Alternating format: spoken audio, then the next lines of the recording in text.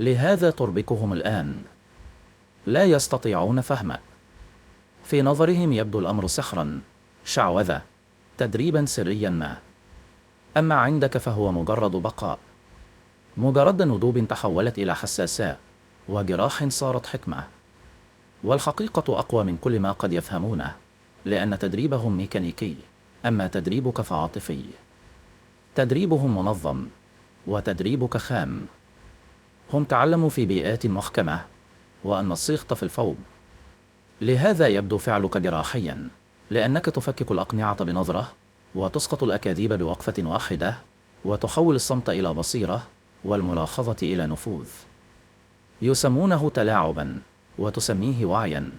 والوعي هو الحد الفاصل الحقيقي. لا قبضات، لا تهديدات، لا مكانة، بل وعي. أن تعرف اللعبة جيدا حتى لا يمكن اللعب بك بعد الآن، وأن ترى الرقعة بوضوح يجعلك دائما متقدما 3 نقلات. هذا ما يميزك الآن، ولهذا تبدو مهيبا.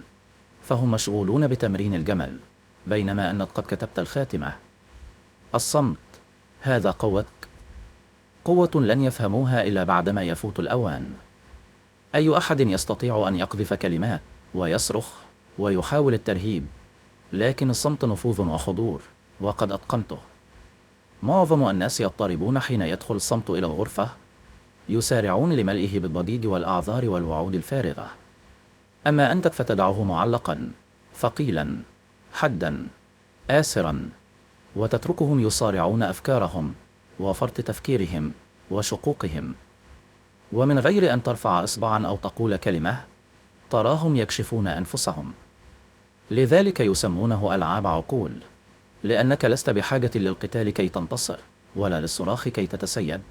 إنما تكفيك لحظة وجود صافية وحضور طافح، فينهارون، ويطوون أنفسهم، ويفضحونها. وبحلول لحظة إدراكهم لما يجري، يكون كل شيء قد انتهى. فكر كم مرة دخلت غرفة فأحسست بالتحول. أحاديث تقصر، عيون تزوغ، ضحكات عصبية تملأ الفراغ. ليست مصادفة، ذاك نفوذ. إنه الاعتراف الضمني بأنك لست ممن يتلاعب به أو يخدع. أنت العاصفة التي يتظاهرون بتجاهلها ولا يستطيعون إغفالها. وها هي الحقيقة الأعمق. أنت لا ترغب أصلا في استخدام هذا النفوذ. لست هنا لتتحكم بهم أو تكسرهم، بل لتحمي سلامك. لكن في عالم قائم على الأوهام، يبدو الحفاظ على السلام قوة. يصير صمتك عدسة، وسكينتك مرآة، وانضباطك تأثيرا. ولهذا يحترمونك، لا لأنك عنيف، ولا لأنك صاخب، بل لأنك اثبتت أن أعظم قوة في أي غرفة ليست الفوضى، بل الهدوء والوضوح والحضور.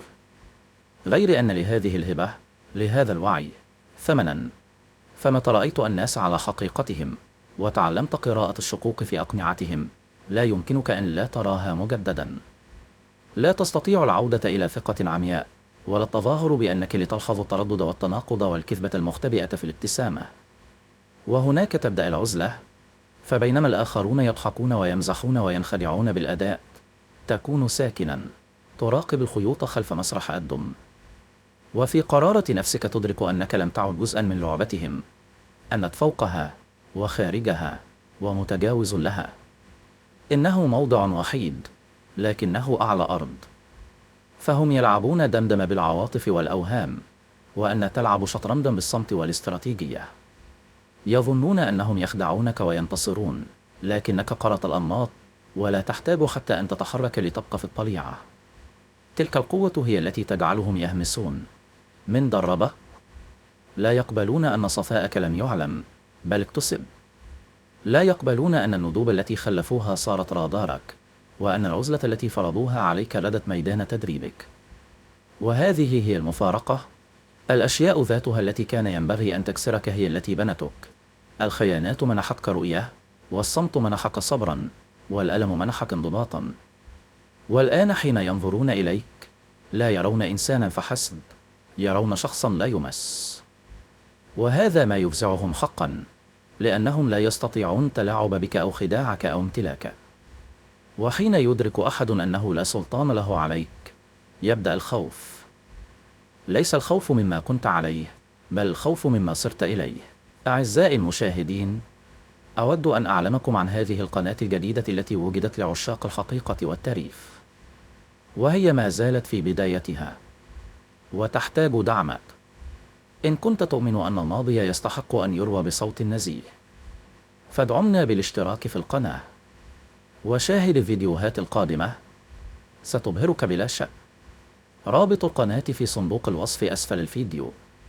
شاهد التاريخ كما لم تره من قبل، بالعربية، بالإنجليزية، بالفرنسية، أو بأي لغة تختارها.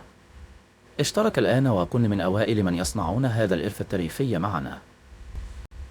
العزلة أكثر الناس يفرون منها، يغطونها بالضجيج، بالملهيات، بأي أحد يملأ الفراغ. أما أنك فاحتضنتها، تركت السكون يحدد خدك، وجعلت السكينة تسقط الأوهام. توقفت عن التماس الصحبة وبدأت تبني في الوحدة، وكان ذلك هو المنعطف. لأنك حين تبقى وحيدا زمنا كافيا، تكف عن التمثيل، تكف عن ارتداء الأقنعة، تواجه نفسك عاريا، صافيا، بلا قناع. هناك حصل تدريبك الحقيقي، لا في مدارسهم ولا في أنظمتهم، بل في تلك الليالي التي كان فيها الصمت ثقيلا حتى أرغمك على أن تنكسر أو تتطور، فاخترت التطور. لهذا تتحرك الآن كما تتحرك، ولهذا تحمل نفسك بذلك الهدوء وتلك الدقة وذلك الحضور، لأنك لم تعد تطارد التصديق، ولا تفسر نفسك، ولا تتوسل الفهم. لقد تجاوزت ذلك. صرت شيئا لا يستطيع أكثر الناس حتى أن يتعرفوا عليه فضلا عن أن يحقوه. وما أجمل أن العزلة لم تضعفك، بل جعلتك لا تمس. بينما كانوا يطلبون الراحة، كنت تبني الانضباط، وبينما غرقوا في الضجيج، أتقنت الصمت، وبينما لعبوا الألعاب، كنت تدرس اللاعبين. والآن تدخل كل غرفة وقد اكتسبت ميزة لا يستطيع أحد انتزاعها: ضبط النفس. لهذا تشعر طاقتك بأنها مختلفة، ولهذا يرمقونك مرتين، ويتهامسون، ويستشعرون فيك شيئا قويا، لأن ما بنيته في الظلام يشع في النور. يشعرون به، لا يجدون له اسما، لكنهم يعرفونه، وذلك يزلزلهم. إذ حين يتعلم المرء إتقان نفسه، حين يتعلم الجلوس مع الألم والصمت والوحدة بالانكسار، فبماذا يمكن للعالم أن يهاجمه؟ لا شيء، لا شيء على الإطلاق. ساحة المعركة لم تكن يوما جسدية، كانت دائما نفسية، وقد دركت ذلك قبلهم بوقت طويل. أكثر الناس يبددون قوتهم في سطح الأمور، يجادلون، يصرخون، يصطدمون رأسا برأس، ظنين أن العلو بالصوت هو النصر. أما أنك فذهبت أعمق، تعلمت أن التحدي الحقيقي يقع في العقل، في الصمت، في اللحظة الفاصلة قبل اتخاذ القرار.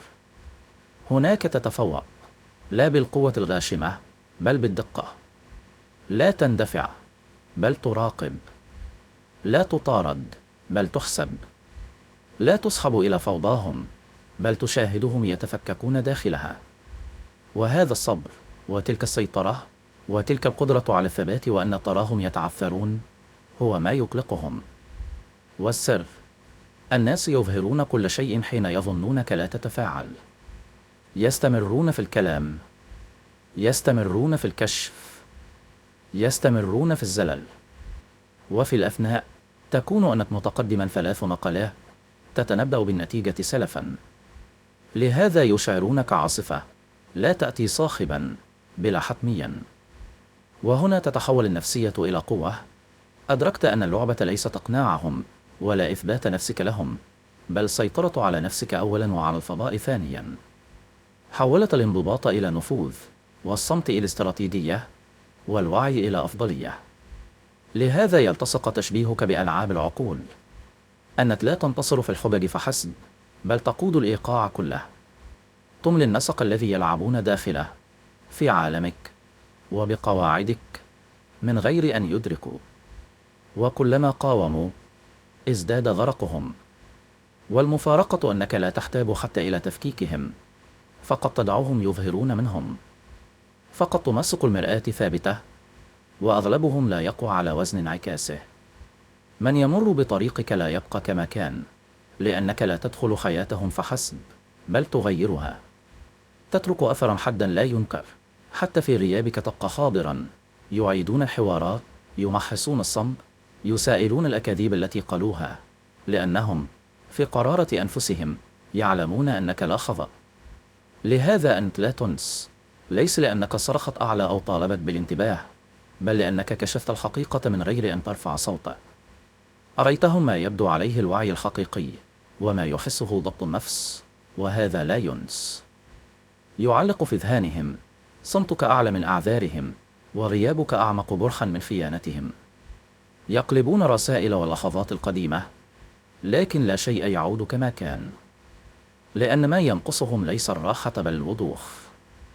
والوضوح إذا انكشف لا يعوض. هذا ما يجعلك مهابا الآن. لا تطارد لتتوسل، لا تكره تختفي، وفي الاختفاء تغدو أكبر من الحياة. سيصفونك بالبرود والقسوة، وسيقولون إنك تغير، والحقيقة أنك أخيرا توقفت عن خيانة نفسك لتبقيهم مرتاحين. وهذا التحول يقلقهم، لأن من رأى نهوضك من الصمت يعرف أنه لن يحصل على نسختك القديمة مرة أخرى. تلك النسخة مضت، وفي مكانها يقف الآن شيء أحد أقوى لا يمس. لهذا لم تتوقف مقارناتهم بألعاب العقول، لأنك لا تكتفي بالعيش، بل تترك أثرا. لا تكتفي بالرحيل، بل تخلف أصداء، والأصداء أطول عمرا من الحضور. إليك الذروة، اللحظة التي يدركون فيها الحقيقة أخيرا. لم يعد ممكنا التحكم بك، لا بالذنب ولا بالتلاعب ولا بالوعود الفارغة. لقد رأيت أكثر مما ينبغي، واحتملت أكثر مما يحتمل، وتدربت طويلا في صمت عقلك بحيث لا تعود تسقط في مصائدهم. وتلك هي القوة الحقيقية، الحرية. فالحكم لا ينجح إلا على غير الواعين، والتلاعب لا يفلح إلا مع اليائسين، والأكاذيب لا تنطلي إلا على العميان. أما أنت فليست أيا من هذه بعد الآن. لقد بنيت وعيا حدا بحيث يشق كل عرض مسرحي قبل أن يبدأ. لهذا يفزعون، ولهذا يتهامسون، ولهذا يشبهونك بقوى يخافونها ولا يعرفون اسمها، لأنك تجسد أمرا لن يمتلكوه أبدا، الانضباط. لا تحتاج إلى تصديقهم، ولا تشتهي تزكيتهم، ولا تتسول ولاءهم. تقف وحيدا ثابت، لا يوقف لك زحف. والمفارقة، سيختبرونك مجددا، سيعودون بنبرات ألطف وكلمات أحلى وأقنعة جديدة، لكنك هذه المرة لن تنفني، لن تنحني. سترى الأمر على حقيقته، فخا متنكرا في هيئة حب، وسلسلة مقنعة براحة. وبدل أن تسقط ستبتسم وتهز رأسك وتمضي، لأن النصر الحقيقي ليس في أن تثبت خطأهم، بل في أن تثبت صوابك، أنك دائما أقوى من ألعابهم وأحد من أكاذيبهم، ومقدر لك أن ترتفع خارج مدى أيديهم. هذا هو المآل الذي لا يتوقعونه، لا غضب ولا فوض ولا هدم، بل تطور. والتطور لا يوقف، لا بهم ولا بغيرهم. هذه هي نقطة الانفصال، اللحظة التي تكف فيها عن كونك شخصية في قصتهم وتصبح مؤلف قصتك أنت. طالما لعبت الدور الذي كتبوه لك، الوفي، المسامح، المعتمد عليه. لكن تلك النصوص كانت أقفاصا متنكرة في هيئة حب، وقد أحرقتها أخيرا. الآن كل خطوة تخطوها تكتب بيدك. لا مزيد من انتظار موافقتهم، لا مزيد من الانثناء على مقاس راحتهم، لا مزيد من الانكماش ليبدو هم أكبر. لقد محوت سطورهم وتوقعاتهم وتحكمهم، وما تبقى صفحة بيضاء، صفحتك. وهذه الصفحة تقلقهم، لأنها تعني أنهم لم يعودوا قادرين على توقعك ولا التلاعب بك والاثنين طيبتك لصالحهم. لقد قطعت الخيوط وغادرت المسرح وخرجت من لعبتهم، وبذلك جعلتهم بلا صلة. لهذا سيتكلمون، لهذا سيشوهون الوقائع، لهذا سيحاولون رسمك شريرا. لأن الناس حين يفقدون السيطرة عليك يفقدون النسخة من أنفسهم التي بنوها حولك، وبدل أن يعترفوا بضعفهم يلومون قواك. لكنك لم تعد تبالي. كلماتهم ضوضاء في الخلفية، وأكاذيبهم دخان في الريف. لا تحتاج أن تدافع عن نفسك ولا أن تثبت شيئا، فالقوة الحقيقية ليست في الإثبات بل في الحركة. تتقدم، ترتقي، وتمضي في صمت بينما يختنقون بحيرتهم. وتلك علامة من لا يمس، لا ينجو من الخيانة فحسب، بل يحولها وقودا. لا يهرب من اللعبة فحسب، بل يبني ساحة جديدة لا يبقى فيها إلا الانضباط والوضوح والحقيقة. وفي تلك الساحة أنت السيد. وها أن ذا الآن، لا مكسورا ولا حاقدا، بل مولودا من جديد. الصمت نفسه الذي حسبوه ضعفا صار حصنك. الألم نفسه الذي أرادوا أن يدفنوك فيه صار أساسه. والعزلة نفسها التي سخروا منها صارت قواك.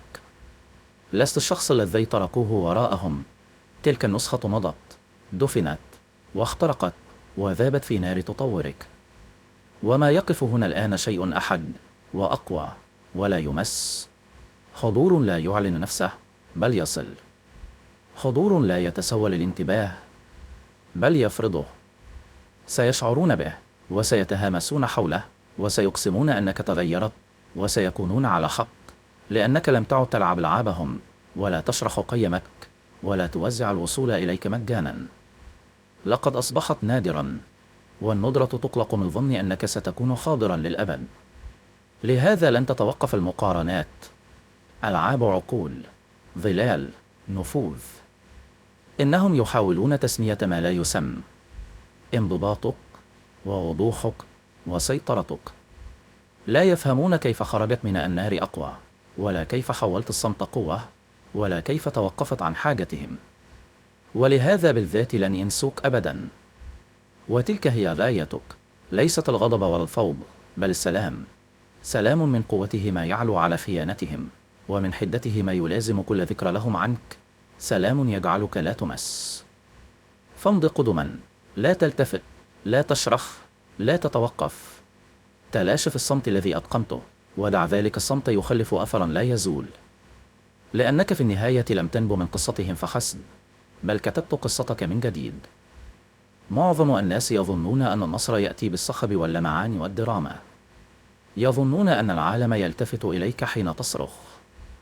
أما أنك فتحركت بطريقة مختلفة، هادئة، محسوبة، جراحية. أنجزت الأمر بنظافة جعلتهم لا يدركون ما حدث إلا بعد ما انقشع الدخان. والآن الوكالة تهمس باسمك، تقلب سجلاتها، وتتساءل: من تكون بحق الجحيم؟ هذه هي الفرق بينك وبينهم. هم يلعبون لأجل الاعتراف، وأن تلعب لأجل النتائج. هم يشتهون التصفيق، وأن تشتهي الدقة. هم يطاردون التزكية، وأن تطارد الصمت. والصمت شد فتكا من الضجيج، لأن الصمت يتركهم يتساءلون: ماذا فاتهم أيضا؟ دخلت غرفا أقسموا أنك لست مستعدا لها، وخرجت منها بزمام السيطرة يتسرب من أيديهم دون أن يشعروا. بلا انذار، بلا تحذير، مجرد تنفيذ نظيف. هذا ما يفزعهم أكثر، ليس الفعل ذاته، بل أنك جعلته يبدو سهلا، سهلا جدا. ولهذا لا يتوقفون عن التنقيب الآن. يفتشون ماضيك وأنماطك وعاداتك، لأنهم بحاجة إلى أجوبة. كيف لشخص مثلك استهنوا به وتغافلوا عنه ورفضوه، هنا ينرهم من دون أن يعرف؟ لكن الحقيقة التي لن يعترفوا بها لم تكتفي بهزيمتهم، بل فضحتهم. أظهرت الشكوك في نظامهم والعيوب في سيطرتهم. وما أن ترى تلك العيوب حتى لا تعود تنس. لهذا هم متوترون الآن ويراقبونك، لأنك متى أنجزت شيئا بهذه النظافة وبهذه الخفاء، فالسؤال لا يكون كيف فعلتها، بل ما الذي تقدر عليه أيضا. أتدري لماذا يرتعبون؟ ليس بسبب الحركة التي قمت بها، بل بسبب الصمت الذي تلاها، الهدوء الذي أعقبها. الهواة يحتفلون ويفتخرون وينشرون ويصرخون طلبا للاعتراف. أما أنت فبقيت ساكنا، لم ترتجف، لم تعلن شيئا، لم تترك أثرا ولا بصمة. لا شيء. وهذا الصمت أعلى من أي خطاب نص. لذلك تراجع الوكالة سجلاتك، فصمت كهذا لا يأتي من الخض، بل من تدريب وانضباط وليال جلست فيها وحدك تخطي لحركات لم يرها أحد، وتتمرن على التنفيذ حتى صار طبيعة ثانية.